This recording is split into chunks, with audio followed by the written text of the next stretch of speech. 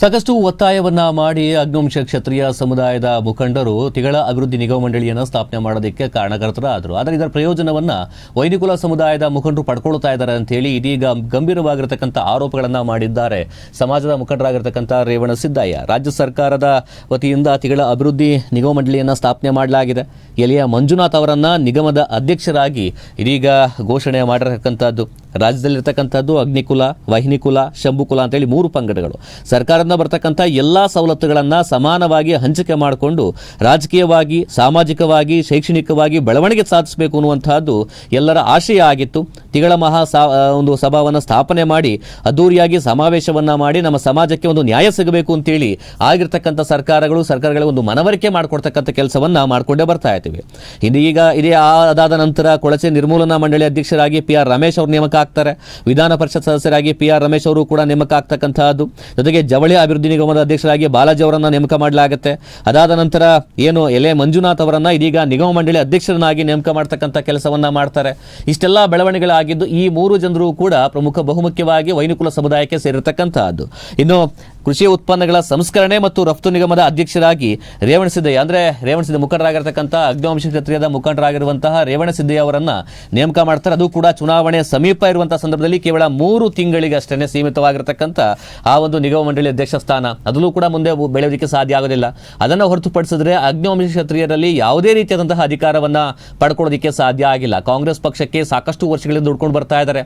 ಆದರೆ ಅವರೆಲ್ಲ ಬೆಂಗಳೂರಿನಲ್ಲಿದ್ದಾರೆ, ಒಂದು ಆರ್ಥಿಕವಾಗಿ ಗಟ್ಟಿಯಾಗಿದ್ದಾರೆ ಎನ್ನುವಂತಹ ಉದ್ದೇಶಕ್ಕೆ ಒಂದನ್ನು ಇಟ್ಕೊಂಡು ಎಲ್ಲವನ್ನ ಕೂಡ ಅವರೇ ಪಡ್ಕೊಳ್ತಾ ಇದ್ದಾರೆ. ಹೋರಾಟ ಮಾಡಿ, ಸಮಾವೇಶ ಮಾಡಿ, ಒಂದು ಸರ್ಕಾರಕ್ಕೆ ಮನವಿ ಕೊಡೋದ್ರಲ್ಲಿ ನಾವು ಯಶಸ್ವಿ ಆದರೂ ಯಾವುದೇ ಪ್ರಯೋಜನ ಆಗ್ತಾ ಇಲ್ಲ.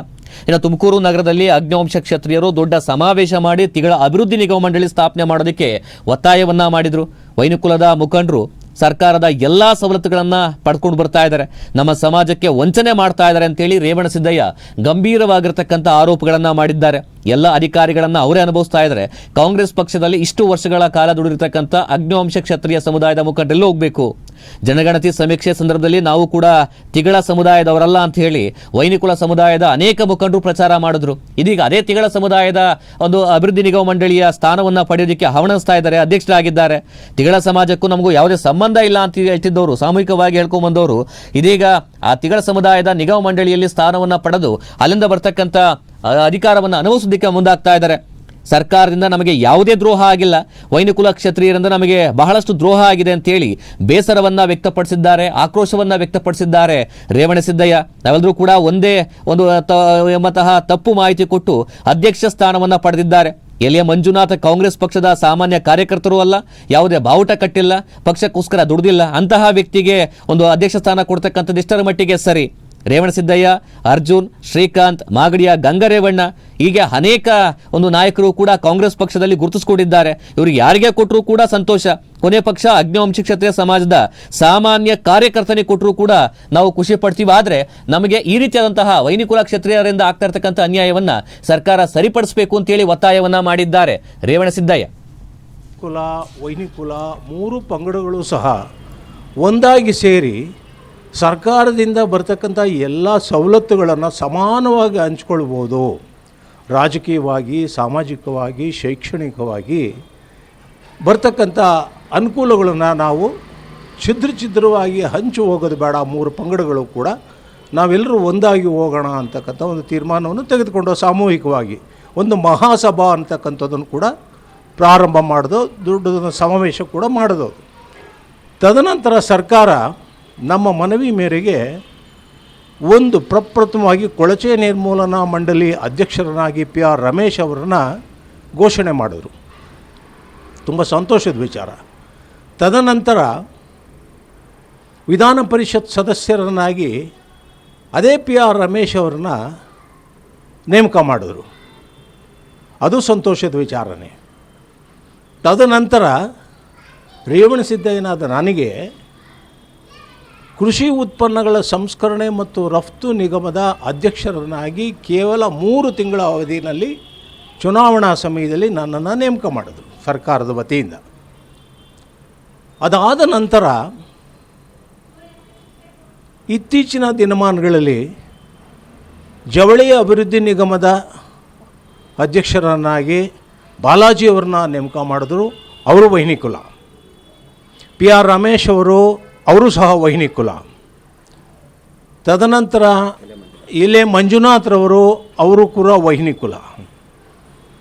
ಅರೆ ನಾವು ಕಳೆದ ಬಾರಿ ದೊಡ್ಡದಾಗಿ ಗಾಜಿನ ಮನೆಯಲ್ಲಿ ಸಮಾವೇಶ ಮಾಡಿ ಕಳೆದ ಬಾರಿ ಮುಖ್ಯಮಂತ್ರಿಗಳನ್ನ ಕರೆಸಿ ನಾವು ಅಗ್ನಿಬನ್ನಿರಾಯ ಸ್ವಾಮಿ ಜಯಂತಿ ಮಾಡಬೇಕು, ದಯಮಾಡಿ ಅವಕಾಶ ಮಾಡಿಕೊಡಿ, ಎಲ್ಲ ಸಮಾಜದವರು ಕೂಡ ಜಯಂತಿ ಮಾಡ್ತಾಯಿದ್ದಾರೆ, ನಮ್ಮ ಸಮಾಜದ ಕುಲದೈವವಾದ ಅಗ್ನಿಬನ್ನಿರಾಯ ಸ್ವಾಮಿ ಜಯಂತಿ ಮಾಡೋದಕ್ಕೆ ಸರ್ಕಾರದಿಂದ ಅನುವು ಮಾಡಿಕೊಡಿ ಅಂತಕ್ಕಂಥದ್ದನ್ನು ಕೇಳಿದಾಗ ಅಂದಿನ ಸರ್ಕಾರ ಆ ಕ್ಷಣದಲ್ಲೇ ಸಹ ನಮಗೆ ಅದನ್ನು ಅವಕಾಶ ಮಾಡಿಕೊಡ್ತು.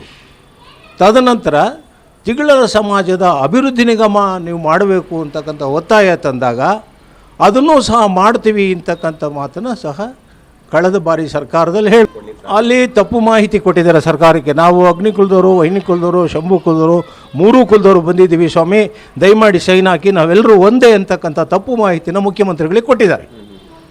ಮತ್ತು ಉಪಮುಖ್ಯಮಂತ್ರಿಗಳಿಗೂ ಸಹ ಅದೇ ಮಾಹಿತಿನ ಕೊಟ್ಟಿದ್ದಾರೆ. ಈಗ PR ರಮೇಶ್ ಆಗಿರ್ಬೋದು, ಎಲ್ ಮಂಜುನಾಥ್ ಆಗಿರ್ಬೋದು, ಅವ್ರ ಜೊತೆ ನೀವು ಮಾತಾಡಿದ್ದೀರಾ? ಇವಾಗ ಇಲ್ಲ, ನಾವು ಮಾತಾಡಿಲ್ಲ ಅವರಿಗೆ. ಈ ಮುಂದಿನ ನಡೆ ಏನು ಅಂತ ನಿಮ್ಮ ಸಮಾಜಕ್ಕೆ? ನಾವು ಈ ವಿಚಾರನ ಮುಖ್ಯಮಂತ್ರಿಗಳ ಗಮನಕ್ಕೆ ತಂದು ಮತ್ತು DK ಶಿವಕುಮಾರ್ ಅವರ ಗಮನಕ್ಕೆ ತಂದು ಅದನ್ನು ಮತ್ತೆ ಪುನಃ ಪರಿಶೀಲನೆ ಮಾಡಿ, ಮಂಜುನಾಥ್ ಅವರು ಸಾಮಾನ್ಯ ಕಾರ್ಯಕರ್ತ ಕೂಡ ಅಲ್ಲ, ಅಯ್ಯಪ್ಪ ಯಾವತ್ತೂ ಕಾಂಗ್ರೆಸ್ಸಿನ ಬಾವುಟ ಹಿಡಿದಿರ್ತಕ್ಕಂಥ ವ್ಯಕ್ತಿ ಅಲ್ಲ. ಅವರು ಎಕ್ಸೈಸ್ ಡಿಪಾರ್ಟ್ಮೆಂಟಲ್ಲಿ ಇನ್ಸ್ಪೆಕ್ಟರ್ ಆಗಿ, ಸೂಪರ್ಡೆಂಟ್ ಆಗಿ, ಕಮಿಷನರ್ ಆಗಿ ತನ್ನ ಅಧಿಕಾರವನ್ನು ಉಪಯೋಗಿಸ್ಕೊಂಡು ಬಂದಿರತಕ್ಕಂಥ ವ್ಯಕ್ತಿನೇ ಹೊರತು ಕಾಂಗ್ರೆಸ್ ಪರವಾಗಿರ್ತಕ್ಕಂಥ ವ್ಯಕ್ತಿ ಅಲ್ಲ. ಮೇಲಾಗ ಅವರಿಂದೆ ವಹಿನಿಕುಲ ಇದೆ, ವಹಿನಿಕುಲದವರೆಲ್ಲ ಸೇರ್ಕೊಂಡು ನಾವು ಮಾಡ್ಕೊಂಡಿದ್ದೀವಿ ಅಂತಕ್ಕಂಥದ್ದು ಸ್ವಾರ್ಥ PR ರಮೇಶ್ ಅವರು ಮತ್ತು ನಮ್ಮ LA ಮಂಜುನಾಥ್ರವರು ಮಾಡಿದ್ದಾರೆ. ಅದು ಅಕ್ಷಮ್ಯ ಅಪರಾಧ. ತಕ್ಷಣ ಪುನಃ ಪರಿಶೀಲನೆ ಮಾಡಬೇಕು. ಅಗ್ನಿವಂಶ ಕ್ಷತ್ರಿಯರು ಯಾರನ್ನು ಬೇಕಾದ್ರೂ ನೇಮಕ ಮಾಡ್ಕೊಳ್ಳಿ, ನಾನು ಕೂಡ ಒಬ್ಬ ನಿಗಮ ಮಂಡಳಿ ಅಧ್ಯಕ್ಷರಾಗಿ ನೇಮಕ ಮಾಡಬೇಕು ಅಂತ ನಾನು ಕೂಡ ಕೇಳಿದ್ದೀನಿ. ಮತ್ತು ನಮ್ಮ ಅರ್ಜುನ್ ಅಂತಕ್ಕಂಥ ವ್ಯಕ್ತಿ ಅವರು ಕೂಡ ಕೇಳಿದ್ದಾರೆ, ಶ್ರೀಕಾಂತ್ ಅಂತಕ್ಕಂಥ ವ್ಯಕ್ತಿ ಅವರು ಸಹ ಕೇಳಿದ್ದಾರೆ. ಮತ್ತು ನಮ್ಮ ಮಾಗಡಿಯಲ್ಲಿರ್ತಕ್ಕಂಥ ರೇವಣ್ಣನವರು, ಗಂಗರೇವಣ್ಣ ಅಂತಕ್ಕಂಥ ವ್ಯಕ್ತಿ ಅವರು ಸಹ ಕೇಳಿದ್ದಾರೆ. ನಮ್ಮ 4 ಜನದಲ್ಲಿ ಯಾರಿಗೆ ಬೇಕಾದರೂ ಕೂಡ ತಿಗಳರ ಅಭಿವೃದ್ಧಿ ನಿಗಮದ ಅಧ್ಯಕ್ಷ ಸ್ಥಾನ ಕೊಡಲಿ. ಅದನ್ನು ಹೊರತುಪಡಿಸಿ ಅಗ್ನಿವಂಶ ಕ್ಷತ್ರಿಯ ಸಮಾಜದ ಒಬ್ಬ ಸಾಮಾನ್ಯ ಕಾರ್ಯಕರ್ತನಿಗೆ ಕೊಟ್ಟರು ಕೂಡ ನಾವು ಒಪ್ಕೊಳ್ತೀವಿ.